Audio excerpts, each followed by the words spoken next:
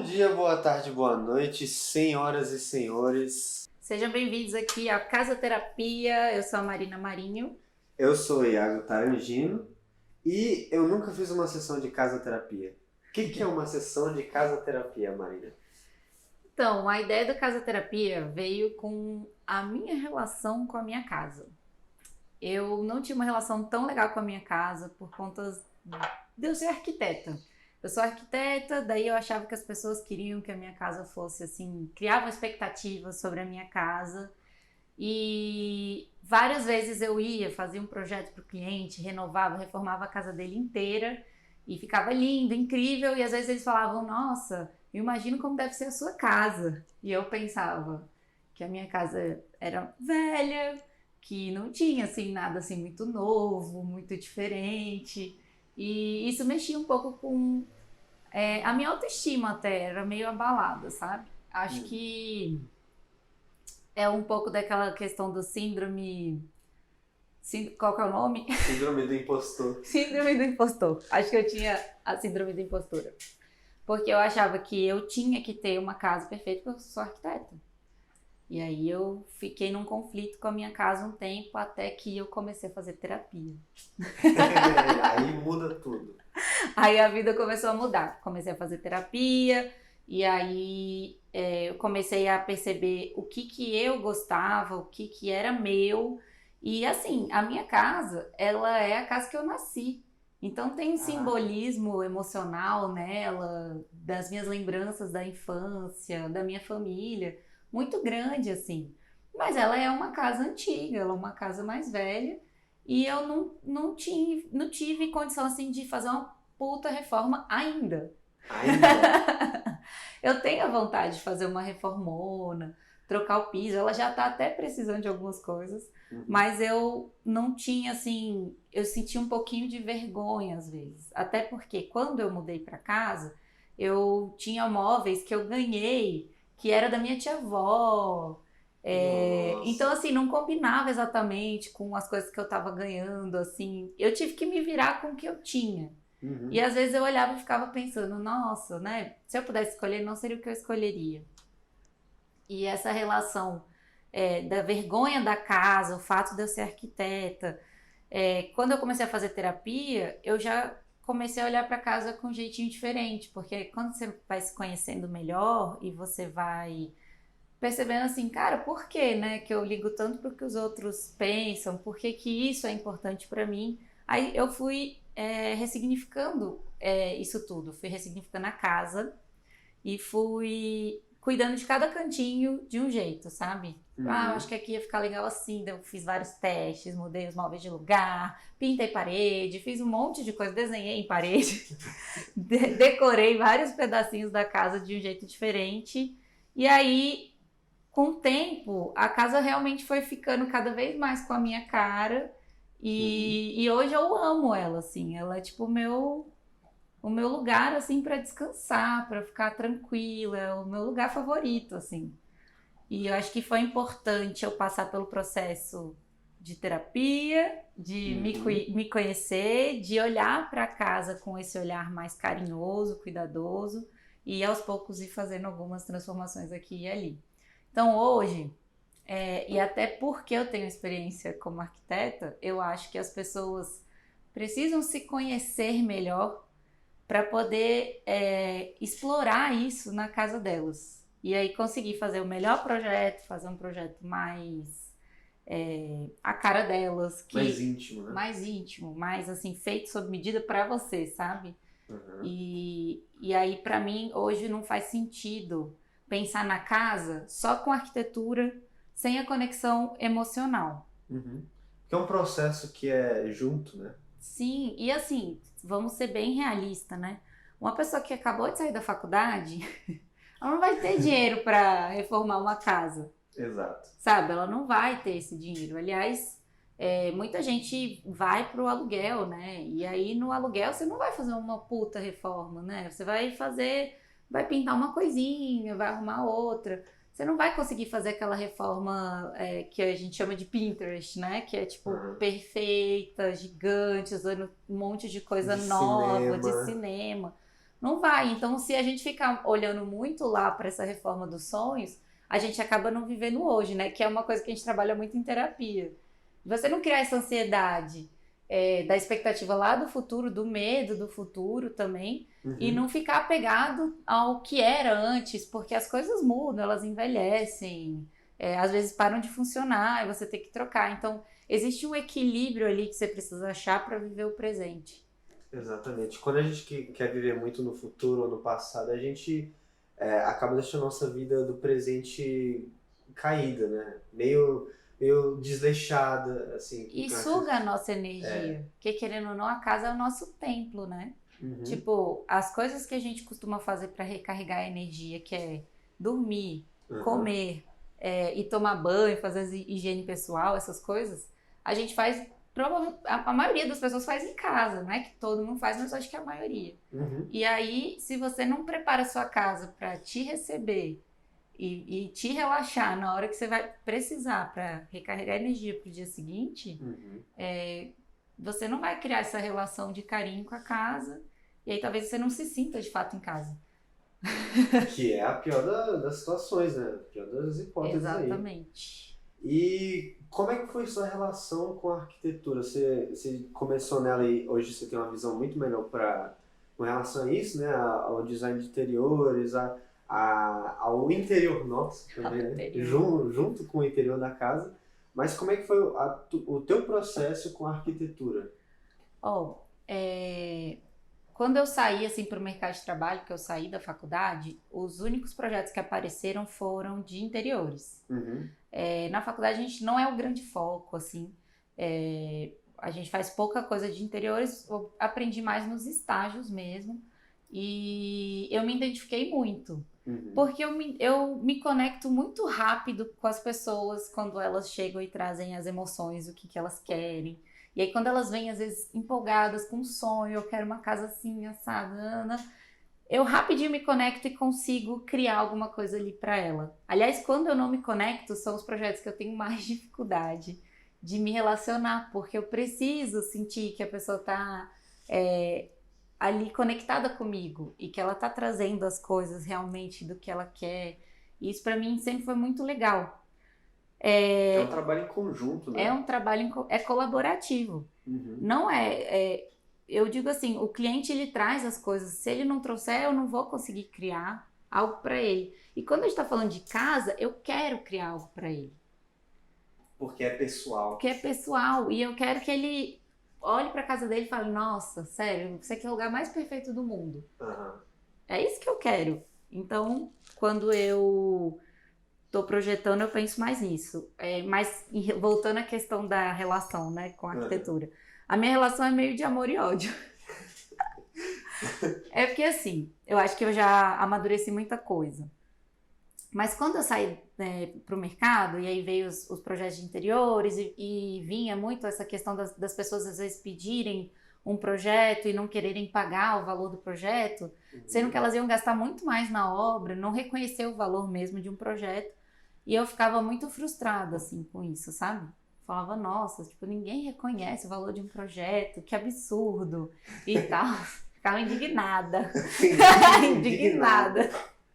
E aí, uma vez saiu uma pesquisa, já faz uns anos, acho que foi em 2015, mais ou menos, falando que 85% dos brasileiros não contratavam arquiteto. Aí quando eu vi essa pesquisa foi um choque. Eu falei, caraca, como assim? Então minha profissão, tipo, estudei, por isso que tá difícil mesmo de conseguir cliente e tal, né? E eu olhava pro lado, os colegas, e via que tava todo mundo com dificuldade. E aí, foi quando eu parei e pensei, gente, eu acho que na minha família eu nunca vi ninguém contratar arquiteto.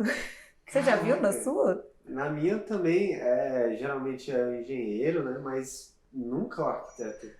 Pois é, minha família é cheia de engenheiro, ninguém nunca contratou arquiteto. E assim, a gente tá rindo aqui, mas na época eu fiquei frustradíssima. Eu falei, gente, como assim? O pessoal não contrata arquiteto, a arquitetura não é valorizada e tal. E aí me incomodava também um segundo ponto, que era o fato da arquitetura ser muito elitizada, né? As Uhum. pessoas que contratavam eram pessoas que realmente tinham uma condição financeira muito boa, e eu via muito os colegas, né, os arquitetos focando muito para esse público classe A, que ia poder pagar uma casa top, com os revestimentos mais tecnológicos do mercado, com as coisas mais novas. E isso dá até um pouco de ansiedade, porque a gente pega um cliente real, um cliente que juntou ali uma graninha assim para reformar só a cozinha, e esse cliente, ele às vezes não vai ter dinheiro para fazer uma bancada, sabe? Eu vou falar aqui de Silestone, entendeu? Uma bancada de Silestone, uma bancada mais cara. Ele já sabe que ele vai pegar um granito do mais barato que tiver no mercado, porque ele quer que a cozinha dele fique bonitinha, mas ele não tem a grana para fazer a cozinha Pinterest, às vezes. É o cliente tipicamente brasileiro, né? Sim, tipicamente brasileiro. Então, o que eu vi, assim, existe sim as pessoas que se organizam, juntam dinheiro e contratam um arquiteto, mas até essas pessoas, elas têm um limite financeiro que a gente precisa... Tá, e aí? Qual vai ser o nível, né, desse projeto por conta das questões financeiras? É óbvio que a gente usa a nossa criatividade para tentar ajustar ali as questões financeiras, é claro, mas ainda assim existe um limite. Então, assim, o que eu fui percebendo na medida que eu ia trabalhando com obra, com projeto e vendo as coisas acontecerem, o preço das coisas, cada vez mais eu pensava, nossa, vai demorar para eu reformar a minha casa. Caraca! Vai demorar para eu reformar a minha casa, porque até eu juntar a grana para fazer a casa Pinterest, e será que vale a pena hoje eu fazer uma casa mais simples, para daqui a anos eu fazer uma Pinterest? Continuar. Pensar numa estratégia ali do que eu faço, né? E pensando em mim, eu vi a realidade também dos meus clientes. Aí, por isso que vem esse lance da síndrome do...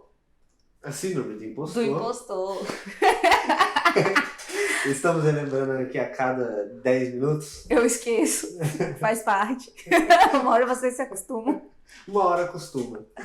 Mas então, de novo vem a questão da síndrome do impostor. Mais uma vez, eu, querendo que os meus clientes tenham dinheiro, sendo que eu não tinha, eu não tenho. E é idealizado. E é idealizado. E aí fica aquela situação. Então, essa coisa da arquitetura também ter essa visão elitizada e de ter essa coisa de alto padrão e a gente querer fazer projeto de alto padrão. Gente, porque para o arquiteto é um sonho mesmo, o cliente ter dinheiro e deixar ele livre para ele criar o que ele quiser. Para o arquiteto isso é um sonho. Só que, ao mesmo tempo que eu vi esse sonho, eu ficava pensando, será mesmo que é esse cliente que eu quero? Porque eu sou uma pessoa que eu gosto de construir um pouco essa parte emocional e eu queria que todo mundo tivesse acesso. Eu sei que é muito utópico às vezes, né? Mas eu queria que as pessoas começassem a olhar para a casa delas hoje. Que é meio difícil, né? Para a maioria das pessoas ter olhar, essa consciência. Olhar hoje e falar, o que eu posso fazer aqui agora, assim, para melhorar um pouco, sabe? Porque às vezes eu não vou melhorar tudo, mas eu vou melhorar um pouco. E aí aqui vai ser mais confortável de viver pelos próximos tempos, entendeu? Ter um jeito de ajudar meio que a curto prazo, assim. Isso já resolve muita coisa com a pessoa em si também, né? Sim, porque a casa reflete o que a gente está vivendo, né? Então, se você consegue botar a sua casa mais organizada, a sua vida vai ficar um pouco mais leve. Se você consegue fazer sua casa adaptada, assim, para sua rotina, para o que você faz, adaptada para você, nas suas medidas, sabe? De um jeito ergonômico, que você tá tudo no alcance da sua mão, tá tudo fácil. Você vai ter um dia a dia lá muito bom, sabe? Sem idealizações absurdas. Exato. Sem muito preconceito com o que você mesmo gosta, né? E tem coisas que você sente falta às vezes. Às vezes você viveu num lugar pequeno, só que tava tudo assim tão perto, e aí você vai para um lugar maior, e aí você tem que, nossa, às vezes não é porque o espaço é maior que ele é mais ergonômico. Exatamente. Sabe? Então tem essa estima, assim, as pessoas têm uma expectativa do que é mesmo o negócio, e sendo que dá para ser muito bom hoje, assim. Muito bom para sua realidade de hoje, muito bom para o seu bolso de hoje. Só que para isso a pessoa precisa o quê? Aceitar a realidade dela de hoje também. Então existe um processo aí no meio, né? E aí eu acho que a minha relação com a arquitetura, ela fica flutuando nesse amor e ódio, porque às vezes eu fico, assim, muito chateada, assim, achando que a profissão é desvalorizada, mas vendo que é uma coisa cultural e também pensando até que ponto isso também não é culpa de nós, arquitetos, porque a gente queria mesmo um cliente que tivesse dinheiro pra gente botar nossas ideias pra jogo, sabe? Mas até que ponto a gente não acabou elitizando muito a profissão a um ponto da gente estar muito distante desses 85% da população brasileira. Exatamente. Entendeu? Então esse é um ponto de amor e ódio. Mas eu amo, gente. É muito bom ter a liberdade, né, de fazer o que quer. Sim. Com o dinheiro que quer. O difícil é tornar isso acessível, né? Exato. Infelizmente não é para todos. Sim. E falando um pouquinho mais de arquitetura, assim, você tem algum caos? Assim, você fez a arquitetura, formou, e aí, depois tem alguma história legal, alguma história batuta aí da sua vida? Cara, tem várias histórias, né, de arquitetura. E geralmente elas envolvem o cliente. Geralmente envolve o cliente. Então, assim, a gente tem vários tipos de cliente diferentes. Então, tem cliente que se envolve no projeto, tem cliente que não se envolve. A gente, às vezes, pega casal e aí um quer uma coisa, outro outra. E a gente tem que fazer até uma terapia novamente. Fazer uma terapia de casal no meio. Pra chegar num consenso. Porque, sabe que tem uma coisa que me incomoda muito quando tem casal? Aproveitando pra desabafar. Esse é o momento. É que... Pra mim é muito importante que os dois estejam felizes. Aí eu fico tentando, entendeu? Negociando. Porque eu também tenho a minha opinião sobre as coisas, né? Mas eu fico ali, quando eu vejo que um não tá sorrindo, eu fico, nossa, cara. Vixe. Aí você já percebe isso e já tenta trabalhar isso. Eu costumo perceber com muita facilidade. Eu tenho uma coisa, assim, e eu fico chateada. Eu falo, não, a pessoa não gostou. Eu vou ter que fazer de novo. Você se cobra mais. Eu me cobro mais. Isso é um ponto a trabalhar.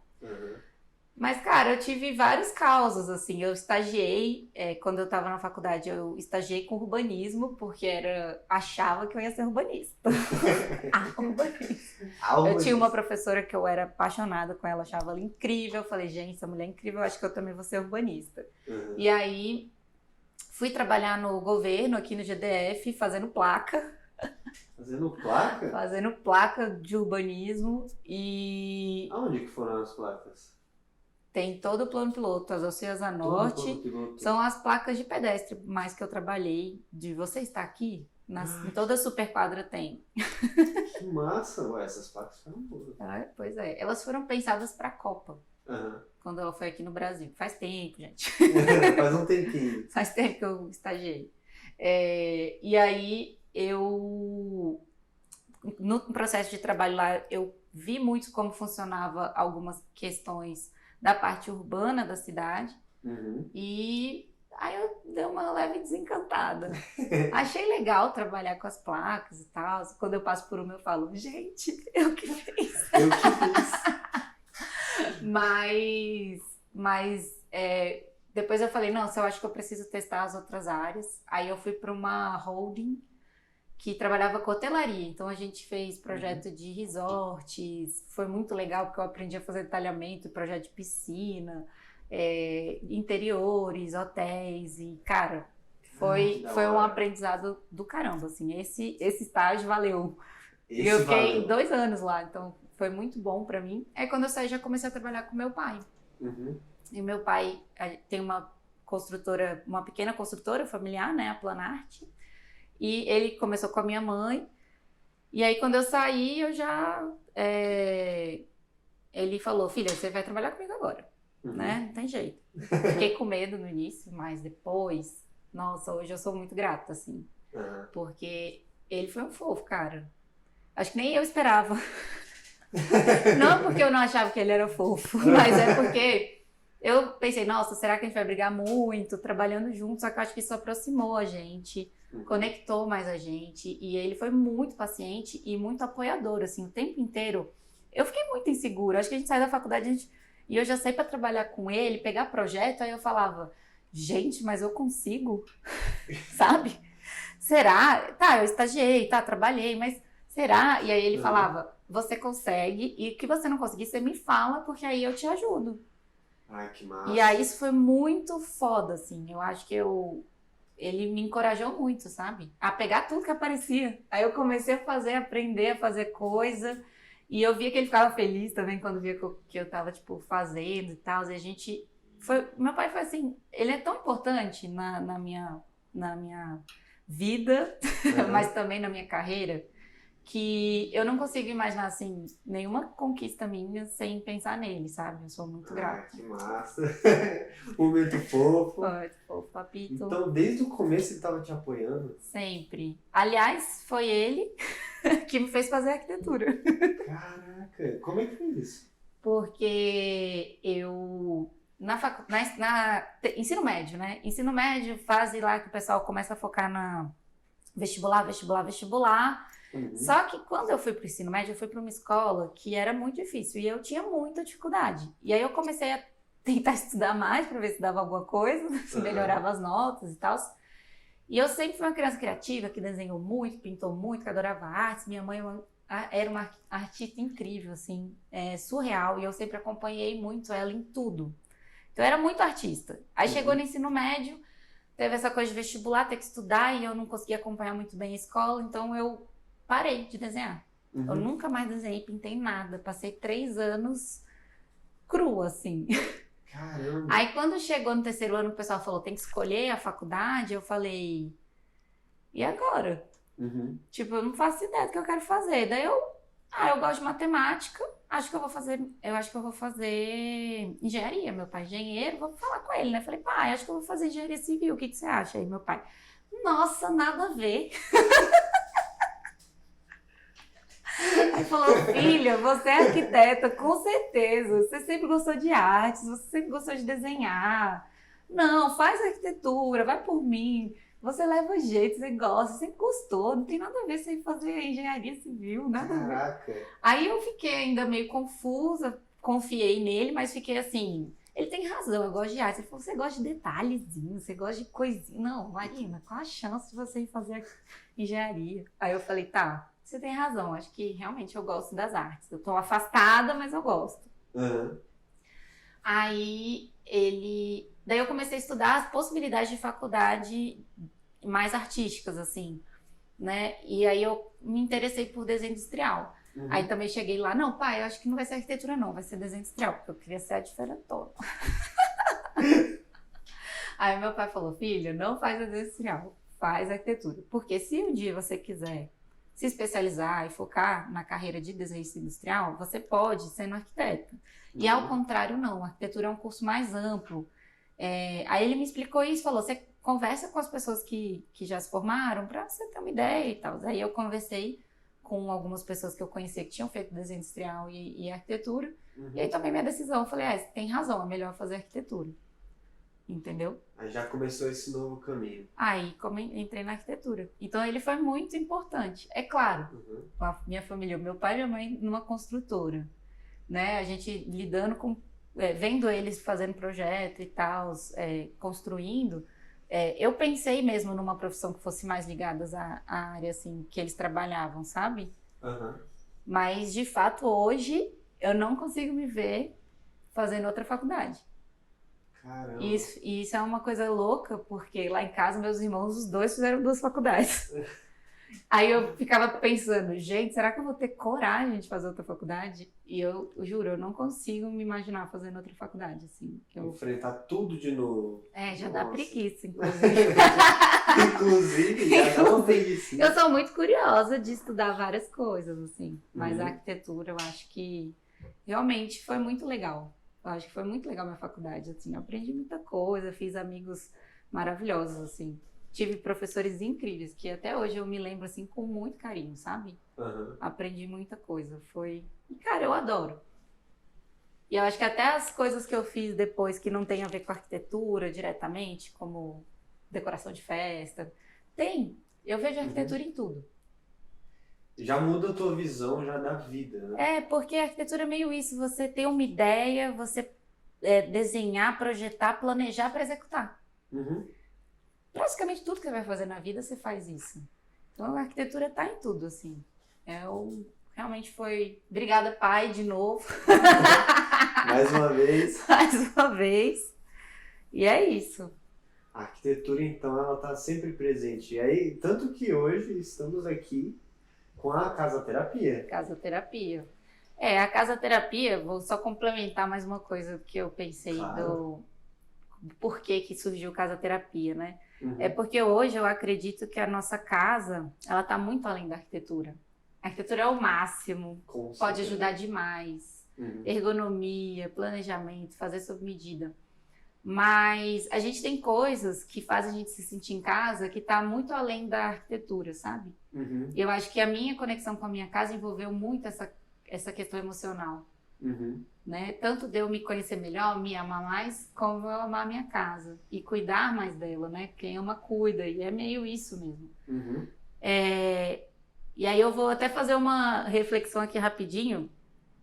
Uma das coisas que me faz me sentir, tipo, aconchegada, acolhida, é uma memória afetiva que eu tenho de quando eu era criança. Criança não, adolescente. Que eu ia almoçar na casa da minha avó e eu ia dormir e ela sempre preparava uma cama para eu dormir. Uhum. Acho que os meus irmãos devem ter essa memória também. Quando eu deitava para dormir, era tão cheirosa a cama, a minha avó botava um cheirinho assim, e ela era a cama mais cheirosa do mundo. E eu tenho memória com esse cheiro. Eu tenho a memória afetiva de, tipo, gente, nada melhor do que chegar e a minha cama tá cheirosa. Sabe? Rolam tipo, ai, que delícia isso aqui, sabe? E eu me sinto acolhida. Então, isso é um exemplo de uma coisa que não tem nada a ver com a arquitetura. Exato. Mas que faz você se sentir acolhida em casa, entendeu? Você tem alguma memória dessa? Eu tenho também algumas. Algumas, de cheiro principalmente a hora do almoço. A hora do almoço é uma hora muito marcante, acho que para todo mundo. E quando chegava a hora do almoço, que eu ia para casa da minha avó almoçar, eu sentia um cheiro delicioso, um cheiro maravilhoso. Cheiro de casa de vó. Exatamente. E aí toda vez que eu sinto esse cheiro, gatilho. Gatilho de coisa maravilhosa, coisa deliciosa. E ao longo da vida, né, de pessoas, de pessoas é mais complicado. Mas de pessoas, de lugares. Sim. É muito bom. Então, é meio que essa ligação do que a gente tem na nossa memória afetiva, emocional, com o que a gente tem na nossa rotina. Então, pra você ter uma casa ideal, você tem que meio que equilibrar esses dois lugares, sabe? Uhum. Para você realmente se sentir em casa, você tem que trazer um pouco da sua memória, da sua cara, da sua história. Uhum. Então você tem que colocar ali na casa a sua história um pouquinho, aproveitar o seu espaço para trazer tudo que te traz alegria, que te traz boas lembranças, boas energias, né? Que renova as suas energias. Então hoje eu quero trazer um pouco duas coisas principais. Uma, que a nossa casa está muito além da arquitetura. E duas, que é desconstruir um pouco essa visão da casa dos sonhos, Pinterest, muito, muito distante. Uhum. E realmente tentar ajudar as pessoas a olhar para o hoje, assim. Cara, olha para sua casa hoje, e aí? Porque assim, eu sei que a maioria das pessoas não vai reformar a casa de uma vez. Mas e aí? Aonde que tá te incomodando muito hoje? Será que a gente pode dar um up? Um up? Melhorar um pouquinho, fazer alguma coisinha, trocar de lugar, vender, comprar um novo, sei lá. Uhum. Tem tantas possibilidades e aí é um pouco disso que eu queria trazer, que eu quero trazer para as pessoas. Sempre tem, né? Sempre tem alguma coisa para fazer. Aí é a importância de viver no presente. Eu acho que muitas das memórias afetivas que a gente tem quando era criança é porque a gente, quando é criança, a gente só se importa em viver aquele momento. Sim. A gente vai crescendo, a gente vai esquecendo a importância do agora e a gente vai projetando muitas coisas ou então olhando muito para trás para coisas que se arrepende ou coisas que gostou, que tem saudade. E a gente acaba não vivendo o presente mesmo e acaba deixando nossa vida de qualquer jeito. De qualquer jeito. E tem muito assim, vários casos de clientes que tipo, a gente juntou dinheiro para comprar o terreno, aí agora a gente não tem dinheiro para comprar a casa, a gente vai morar num lugar ali, num barracão, numa casa mais simples no fundo e tal. Uhum. Só que aí passa, sei lá, 5 anos para juntar dinheiro para construir uma casa, 3. E aí vai passar 5 anos morando num lugar e a pessoa, em vez dela arrumar o lugar, ela fica pensando assim, daqui a 5 anos eu vou ter minha casa. Daqui a 5 anos eu vou ter minha casa. E muita gente que mora de aluguel faz isso, muita gente, tipo, daqui a 5 anos, tipo, é como se a pessoa se proibisse de ser feliz naquela casa enquanto a outra não chega, sabe? Exatamente. E eu acho que é isso, é um processo também de apego e desapego das coisas, apego dessa ideia do futuro. E desapego também, às vezes, de móveis. Eu já trabalhei com clientes também muito apegados a móveis antigos. Então ele falava assim, tipo, eu quero uma casa aqui super... eu quero uma casa acolhedora que os meus filhos gostem de usar. Eu quero fazer uma churrasqueira, não sei o que e tal. Aí eu, legal. Então a gente vai poder tirar essa parede, porque aí vai ter que tirar esse móvel. Esse móvel não pode sair. E tudo bem ter o apego e a parte histórica. Só que às vezes a gente precisa fazer umas concessões. Exato. Porque para funcionar na rotina, vai ser melhor às vezes tirar alguma coisa dali, ou trocar de lugar, ou fazer alguns remanejamentos. E a pessoa também tem que abrir um pouquinho a cabeça dela para isso, sabe? Para ressignificar as coisas, entender que às vezes deu o tempo daquilo ali. Que faz muito... Uma coisa é você ter uma casa para uma pessoa sozinha, uma para um casal, uma para um casal com filhos pequenos, depois com filhos adolescentes, Exato. depois um casal de idosos. Pensa, é uma evolução de vida que a casa, o ideal é que ela vá acompanhando essa evolução, porque a sua rotina muda. Exato. Entendeu? Tudo muda. E aí é ok, você não vai toda vez reformar uma casa do zero quando a sua fase de vida mudar. Isso não vai acontecer. Ela vai acompanhando um processo, né? Exato. Então, se você projeta muito lá no futuro, você não vive o hoje, não cuida hoje, não arruma hoje. E para você arrumar do jeito perfeito, você tem que se conhecer muito. Você tem que se conhecer sua rotina, conhecer o que você ama, o que você não ama, saber o que realmente faz você se sentir acolhido, quais detalhes que trazem essa lembrança gostosa, o que é a cara da sua família, se você tem coisas mesmo que são super importantes, o que é super importante para você na sua casa. São esses os pensamentos que eu tento buscar para tentar construir, às vezes, um projeto mais afetivo, assim, mais conectado. O que faz a diferença e o que não está fazendo a diferença. Né? Exatamente. São detalhes, gente, detalhes. E até para viver, para projetar coisas para o futuro ou ficar lembrando de coisas, você precisa sempre usar como comparação o presente. Então, outra importância enorme de você sempre estar no presente, estar vivendo o agora. Né? Exatamente. Considerações finais nossas, Marina, o que você acha? O que eu acho?